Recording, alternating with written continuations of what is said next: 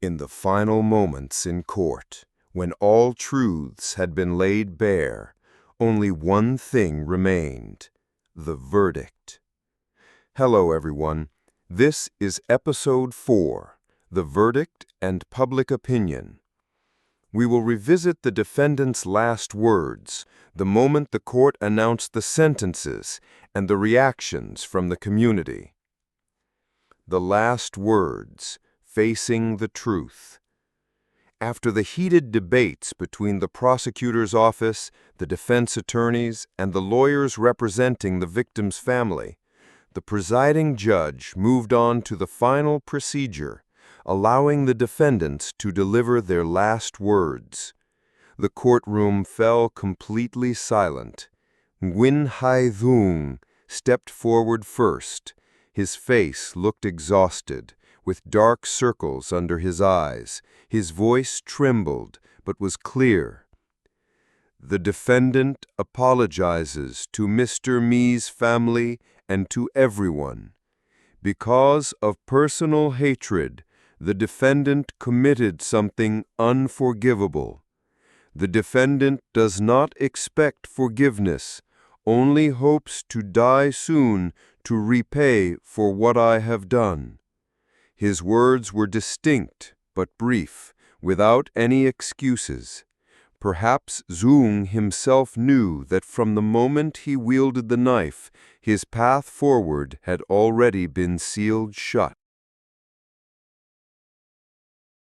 Next was Tien. He sobbed, his hands shaking uncontrollably. The defendant was wrong.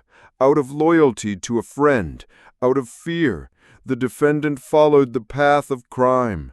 The defendant does not dare ask for forgiveness, only hopes the victim's family will show mercy, so that the souls of the victims may rest in peace.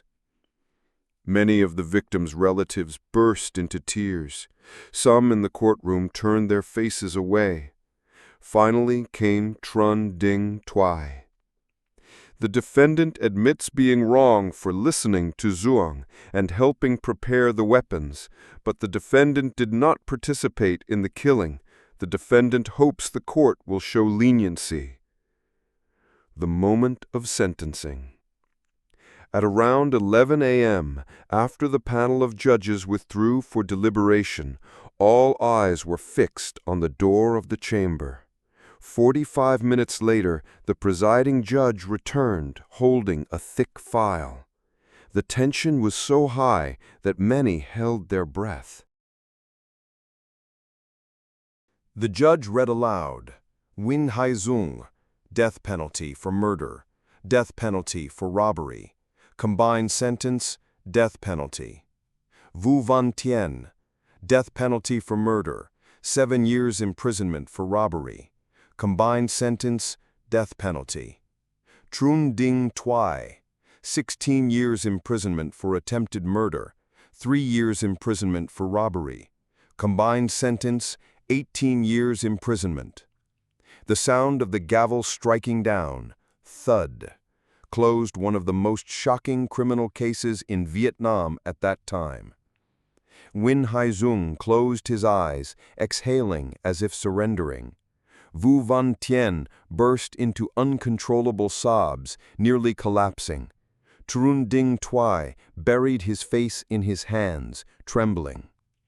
In the victim's family section, many wept loudly.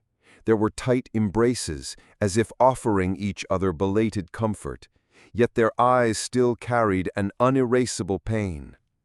The victim's family's reaction. Immediately after the trial, relatives of Mr. Me stated, "We know no verdict can bring back our loved ones, but the death penalty for Duong and Tien is just and deserved. This is the necessary justice." The mother of victim Nhu choked up. "My child was kind, about to take the university entrance exam. Just because of an unfulfilled romance, the entire family was murdered. We hope for strict punishment so that no one else will suffer the same tragedy." Another relative, in tears, said, The death penalty is appropriate, but this pain we can never forget for the rest of our lives. Every time we see the surviving child, our hearts break again." Public opinion. The trial ended, but public opinion boiled over. Newspapers covered the case extensively. Social media exploded with debates. Some asserted they must be executed. Only death can repay the debt of 6 lives. Others reflected, the law has punished them, but the root issue, the lack of emotional control and distorted romantic relationships, is what's truly terrifying. Still others expressed regret.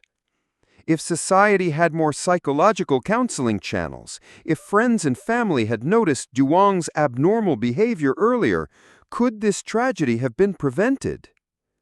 Public opinion was divided into many layers, but all agreed this was a criminal case.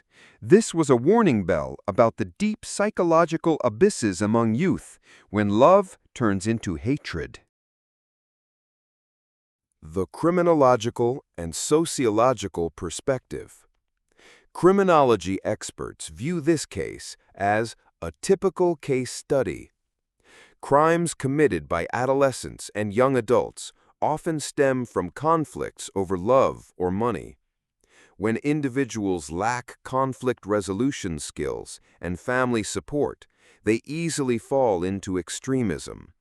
The accomplice effect was very clear. With just one invitation, 2 other young men were drawn into the orbit of crime.